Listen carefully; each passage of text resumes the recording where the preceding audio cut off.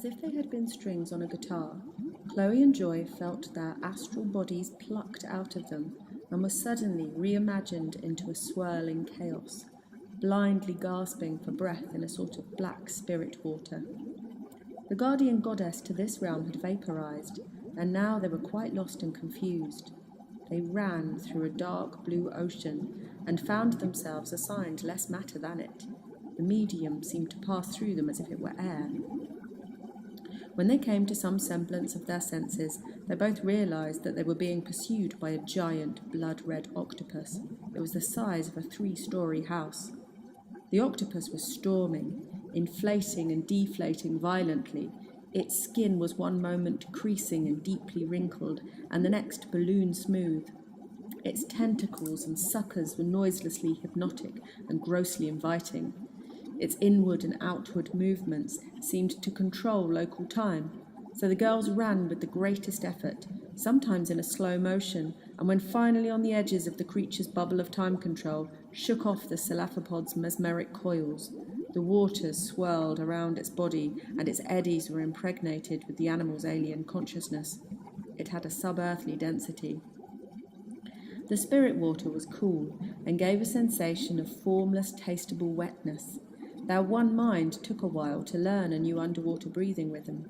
Once it was steady, once the panic had subsided and their hearts had synchronized, once the octopus was far behind, they found themselves taking long strides up a slope. Underwater vents seeped different-coloured waters into the surrounding ocean, and a marine menagerie of peculiar nymphish, shrimpish, translucent shapes hovered around them, sucking in what appeared to be a rust-coloured dispersal of chthonic nutrition. Metallic tangs were in the water.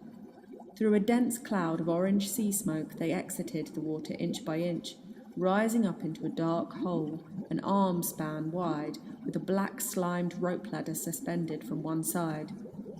The girls ascended into the gloom. Black, black, black, they oozed up the rope ladder. The sides of the tunnel were illuminated by glowing jellies, sponges and combs, light-fringed stenophora, rippling electrical currents through cilia. The black was so deep it seemed to open up into new universes. At times there appeared to be pulsar stars in the jet-black close-up distances, and there were sudden bursts of a familiar boiling pink and white nebula. After a time, they tried not to look. They feared disappearing into this other world. The tunnel twinkled above them, and they climbed for hours. Their spirit bodies were tireless. Finally, the tube of sea stars squeezed them out onto a horizontal plane. They were in a fire-lit cave, and the fire glow animated long stalagmite shadows all about and made it appear peopled. The floor was covered in heaps and mounds of a glossy black volcanic sand. In areas, the sand was the height of a house, and other areas were swept clear. They walked a clear path, and the ground became increasingly uneven and rocky. They realized they were outside now, and the moon was hung in the spangled sky, veiled in a moving mist. Joy took one further step and was paralyzed with terror. Chloe froze too. They looked down to see they were standing on the top of a narrow rock pillar, and at every side there was a vast drop to an invisible, faraway earth, or maybe nothing at all. Joy wobbled. There was a scraggly tree growing out of the rock, and both the girls held on to it for dear life. But without moving, they already felt themselves slipping down into the abyss as if pulled by a magnet. Joy said, "We have to jump. We can't be hurt. This isn't like our world." Overcome with vertigo sickness, they released their sweating claws from the bare branches of the tree, attached themselves to one another, checked their faith, and jumped out into the vast nothingness. The initial rush met with a calm thermal, and they glided down to the earth as if they were in a slow-motion marble run. On their feet, they were on the edge of a copse of silver birch, through which they approached the back of a white temple with high, stained blue glass windows. Its interior exposed to the elements, trees grew through the flagstones, and the black volcanic sand was abundant here. It stood in enormous mountains to their left and right. In dream knowing, they knew this was called the Temple of the Black Maria. There was a figure standing in front of them, a protectress of the shrine. She wore priestly robes of purple and black, with silver crosses embroidered upon them. Behind this barrel-like woman with a shorn head was a wide altar, decorated with 1,000,000 coloured lights, all sorts of offerings and idols, prayers and dedications.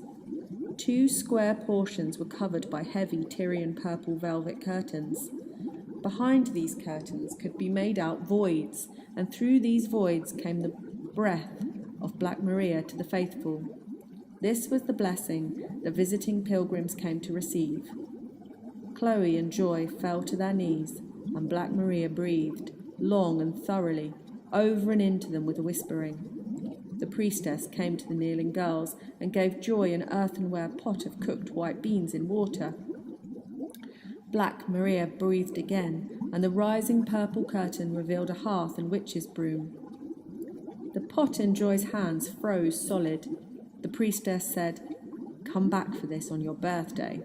Then 3 dazzlingly white horses walked into the temple from the wooded side. Their hooves carried them in silence over the black sand. The priestess took the pot from Joy's hands and placed it scraping on the ground. Then she lifted the child up onto the back of one of the horses.